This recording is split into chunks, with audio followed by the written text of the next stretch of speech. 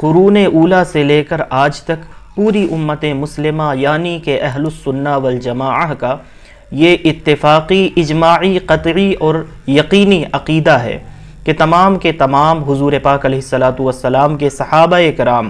رضوان اللہ تعالی علیہم اجمعین وہ عادل ہیں، ثقہ ہیں اور معتبر ہیں، اور ان صحابہ کرام کا اجماع امت کے لیے حجت ہے اور امت کے لیے رحمت ہے، کیونکہ یہ مبارک جماعت نبی رحمت صلی اللہ تعالی علیہ وسلم کے کمال نبوت کی آئینہ دار ہے، اور علماً، عملاً اور اخلاقاً ہر لحاظ سے یہ حضور پاک علیہ الصلاۃ والسلام کے اصحاب حضور کا مظہر اتم ہے۔ اس لیے ان پاک باز ہستیوں کی پیروی ہمیں ہر طرح کی ضلالت اور ہر قسم کی گمراہی سے بچا سکتی ہے۔ ہم اہل السنہ والجماعہ ان صحابہ کرام کو محض اپنی طرف سے سچا، عادل، ثقہ اور معتبر نہیں مانتے، بلکہ ہم نے اللہ رب العزت اور اس کے پیارے رسول علیہ الصلاۃ والسلام کو ان کی تصدیق کرتے ہوئے دیکھا ہے، اور ان کے گمان کے مطابق اللہ رب العزت نے فیصلہ فرمایا ہے، اور چنانچہ صحیح مسلم کتاب الجنائز کی یہ حدیث نمبر 2200 کو دیکھیں، اس کے راوی سیدنا انس بن مالک رضی اللہ تعالی عنہ ہیں۔ سیدنا انس بن مالک رضی اللہ تعالی عنہ وہ فرماتے ہیں، مر بجنازۃ فاثنی علیہا خیرا، کہ ایک جنازہ گزرا اور لوگوں نے اسے خیر کے ساتھ یاد کیا، اس کے لیے تعریفی کلمات کہے اور اسے اچھا کہا، اور یہ اچھا کہنے والے حضور پاک علیہ الصلاۃ والسلام کے صحابہ اکرام تھے۔ فقال نبی اللہ صلی اللہ علیہ وسلم وجبت وجبت وجبت، 3 مرتبہ حضور پاک علیہ الصلاۃ والسلام نے فرمایا واجب ہو گئی، واجب ہو گئی، واجب ہو گئی۔ ومر بجنازۃ فاثنی علیہا شرا، ایک اور جنازہ گزرا تو لوگوں نے اسے برا کہا کہ یہ برا شخص تھا جس کا جنازہ گزرا ہے۔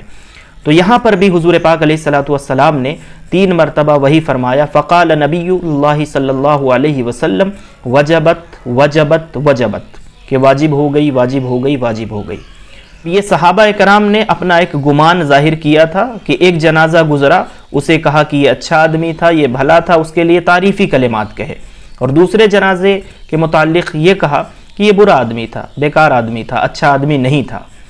تو انہوں نے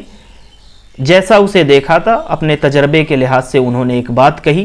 اور اب ان کی زبان سے یہ چیزیں نکلیں اور حضور پاک علیہ الصلاۃ والسلام نے یہ کلمات ارشاد فرمائے، تو سیدنا فاروق اعظم رضی اللہ تعالی عنہ نے یہ عرض کیا، فدن لک ابی و امی، حضور آپ پر میرے ماں اور باپ قربان ہوں۔ مر بجنازۃ فاثنی علیہا خیر، حضور آپ کے سامنے سے جو جنازہ گزرا اور لوگوں نے اسے خیر کے ساتھ یاد کیا، تو فقلت وجبت وجبت وجبت، تو 3 مرتبہ آپ نے فرمایا واجب ہو گئی، واجب ہو گئی، واجب ہو گئی۔ ومر بجنازۃ فاثنی علیہا شر فقلت وجبت وجبت وجبت، اور ایسا ہی وہ دوسرا جنازہ جو گزرا جسے لوگوں نے خیر کے ساتھ یاد نہیں کیا اور جس کے بارے میں لوگوں نے برا کہا، تو اس کے بارے میں بھی آپ نے یہی فرمایا کہ واجب ہو گئی۔ تو یہ معمہ حل فرما دیں اور یہ ہم پر واضح فرمائیں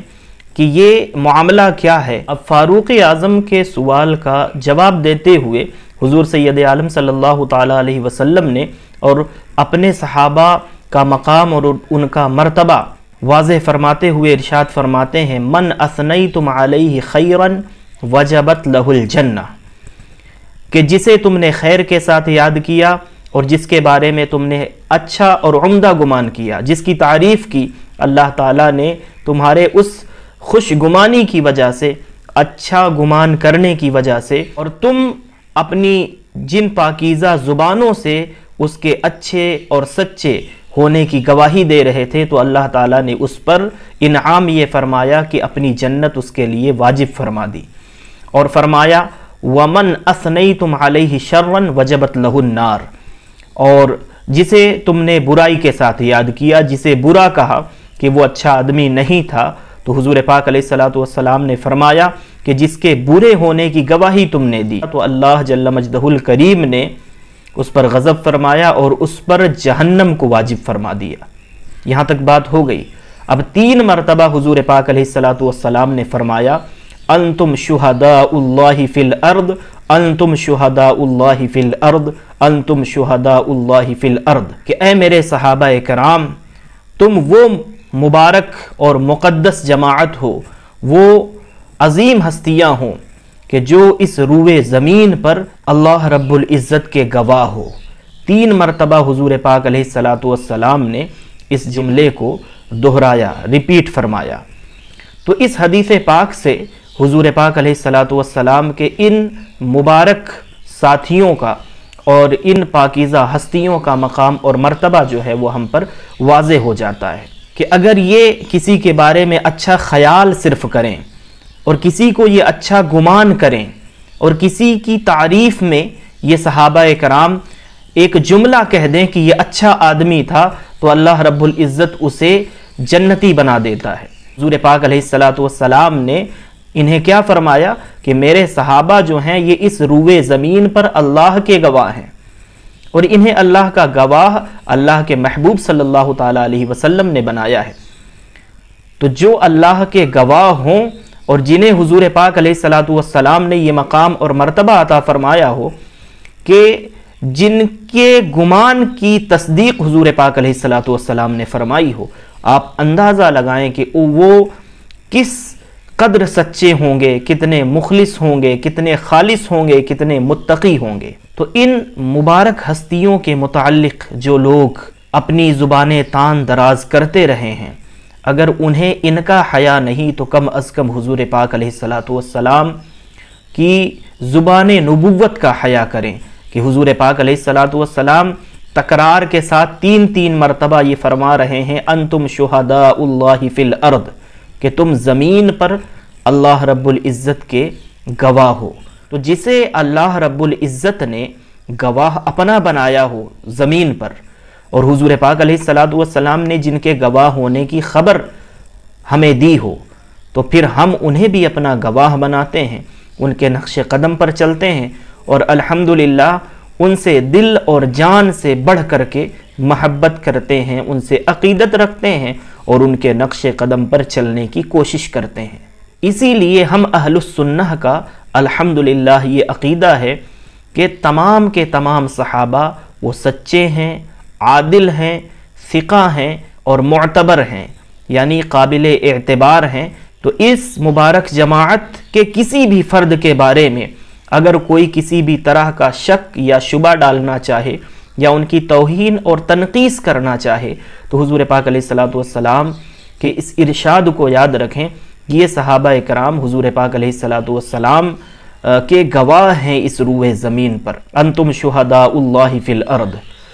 یہ جملہ اور حضور کا یہ فرمان یاد رہے گا تو ان کا ادب یاد رہے گا، ان کا مقام اور مرتبہ ہمیں سمجھ میں آئے گا، اور جب ہم ان کے مقام اور مرتبے کو سمجھیں گے تو پھر اس لحاظ سے ان کا ادب اور احترام بھی کریں گے، اور انشاءاللہ تعالی کبھی بھی ان کے گستاخوں کے ساتھ اپنا کوئی رشتہ قائم نہیں کریں گے، نہ ان کے قریب جائیں گے، نہ اس کی باتیں سنیں گے۔ ذرا تصور میں لائیں کہ کتنا بلند مقام ہے کہ صرف یہ مبارک جماعت گواہی دیتی ہے ایک شخص کے بارے میں کہ یہ اچھا تھا تو اللہ تعالیٰ اسے جنتی بنا دیتا ہے، اور جنتی صرف بناتا نہیں ہے، اپنے محبوب کی زبان سے اس کے جنتی ہونے کی خوشخبری، بشارت اور خبر بھی دلواتا ہے۔ اور جس شخص کے بارے میں یہ صحابہ کرام یہ گمان کریں کہ یہ شخص اچھا نہیں تھا، تو جس کی برائی کے بارے میں اگر یہ گواہی دے دیں تو بتائیں کہ اللہ رب العزت اس پر جہنم ہی واجب فرما دیتا ہے۔ اب حضور پاک علیہ السلام کی زبان بھی دیکھیں کہ اگر آپ ایک مرتبہ بھی فرما دیں کہ جنت واجب ہو گئی یا جہنم واجب ہو گئی تو بات کافی تھی، لیکن تکرار کے ساتھ اور تاکید کے ساتھ 3 مرتبہ ان مبارک ہستیوں نے جس کے بارے میں عمدہ گمان کیا اسے 3 مرتبہ گویا کہ جنت کی بشارت دی، اور جس شخص کے بارے میں صحابہ اکرام کی جماعت نے اس کے برا ہونے کی گواہی دے دی تو 3 مرتبہ اس کے جہنمی ہونے کی خبر بھی حضور نے دے دی، اور پھر 3 مرتبہ نے ان صحابہ اکرام کے مقام اور مرتبے کو اجاگر کرتے ہوئے حضور نے یہ بھی ارشاد فرمایا کہ یہ زمین پر اللہ رب العزت کے گواہ بن کر کے موجود ہیں۔ تو اللہ رب العزت کے گواہوں کا ادب کریں، ان کا احترام کریں، حضور کی نسبت کی وجہ سے ان کے ساتھ نسبت بھی جوڑیں اور ان کے نقش قدم پر چلیں اور مکمل اطمینان کے ساتھ زندگی گزاریں کہ الحمدللہ ہم ہی وہ خوش نصیب اہل السنہ والجماعہ ہیں کہ جو حضور پاک علیہ الصلاۃ والسلام کے ان ساتھیوں اور حضور پاک علیہ الصلاۃ والسلام کے صحابیوں کے مقام اور مرتبے کو جاننے پہچاننے والے، ان کی قدر کرنے والے، ان کی غلامی میں زندگی گزارنے والے ہیں۔ اگر ہم ان کے نقش قدم پر چلتے رہے تو جس طرح سے انہوں نے اس شخص کے لیے گواہی دے دی اور اللہ تعالیٰ نے اس پر جنت واجب کر دی، تو یقین رکھیں اور اس یقین کے ساتھ ان کی پیروی کریں، ان کی اتباع میں زندگی گزاریں، ان کے نقش قدم پر چلیں، ان کے ارشادات اور فرمودات پر عمل کریں۔